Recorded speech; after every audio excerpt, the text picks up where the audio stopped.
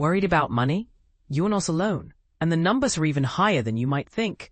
Nearly 4 out of 5 Americans say their finances weigh on their minds. But here's the twist. Most people think their struggle is unique, when in fact, millions quietly deal with the exact same hurdles. Ready to tackle 4 of the most common money anxieties?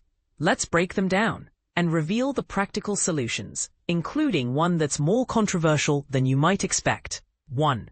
Not enough saved for emergencies. Have you ever lain awake, anxious about what would happen if your car broke down or a medical bill suddenly appeared? You're in good company. According to the latest survey, about 41% of Americans lose sleep over their lack of an emergency fund. This shouldn't be surprising, considering Americans as a whole save just 4.3% of their income. So, what's a healthy emergency buffer? Experts recommend saving enough to cover 3 to 6 months of essential expenses. Think rent, groceries, utilities, and transportation. If that number looks huge, start small. Even putting aside $20 a week can make a real difference over time. Online savings calculators can help you set realistic monthly goals based on your own expenses. But this is the part most people miss. True financial protection isn't just about what you save. Consider your insurance coverage as well. Illness or injury can empty a savings account faster than you'd expect. Disability insurance may step in if an accident keeps you from earning your income. And term life insurance can protect your family if you're no longer there to provide. Don't assume your current policies are enough. Always check with your human resources contact to find out what's actually included. 2. Worried about retirement savings? You're far from alone. Here's a question that sparks debate. Is America facing a retirement crisis? According to the survey, about 39% feel ill-prepared for their golden years. That fear isn't unfounded. The average family retirement savings sits at just $87,000, while most Americans say they plan to retire eventually. Does that math add up? If retirement seems like a distant dream rather than a plan, the 50-30-20 budget rule might help. This method sets aside 20% of your take-home pay for savings, investing for retirement, and paying down debt. Also, make the most of any workplace retirement matches. Every dollar your company adds is money you didn't have to save yourself. Not sure where to put extra funds? Roth IRAs provide a tax-advantaged place for retirement savings, even if you don't have a 401k through work. And here's a controversial take. With so many Americans underprepared, should we blame the system, personal choices, or both? What do you think? Struggling with credit card debt?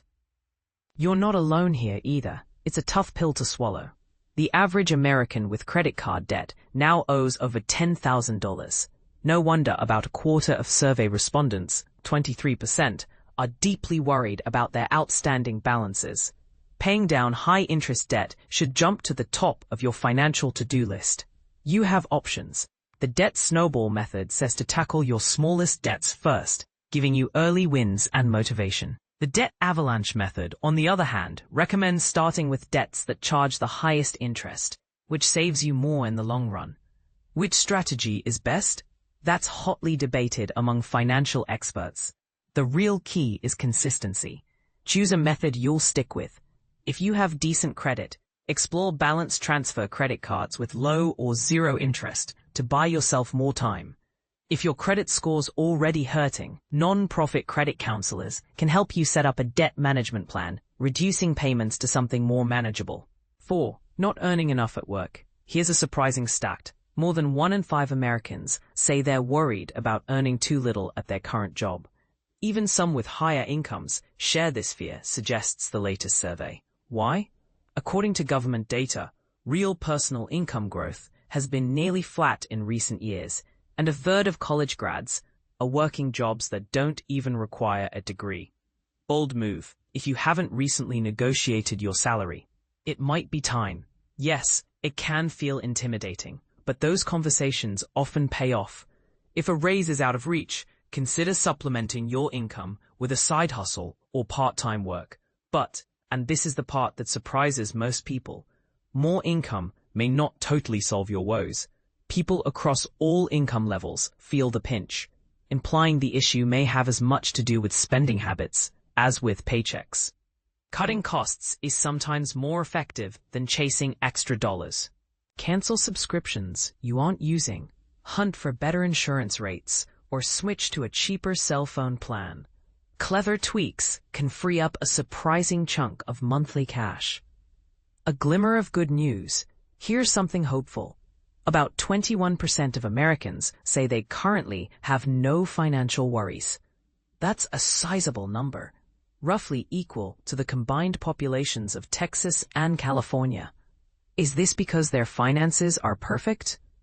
Or just that they found peace with their situation? What do you think? Is financial calm a matter of the bank balance or mindset? Controversial conclusion. Whose responsibility is financial wellness? Everyone feels stress about money differently, and the solutions aren't one size fits all. Is it up to individuals to push harder, or should society offer more support through policy changes? Where do you stand? Do you agree with the advice here, or do you see things differently? Sound off in the comments, and let's spark a conversation on America's real money worries and the best ways to solve them.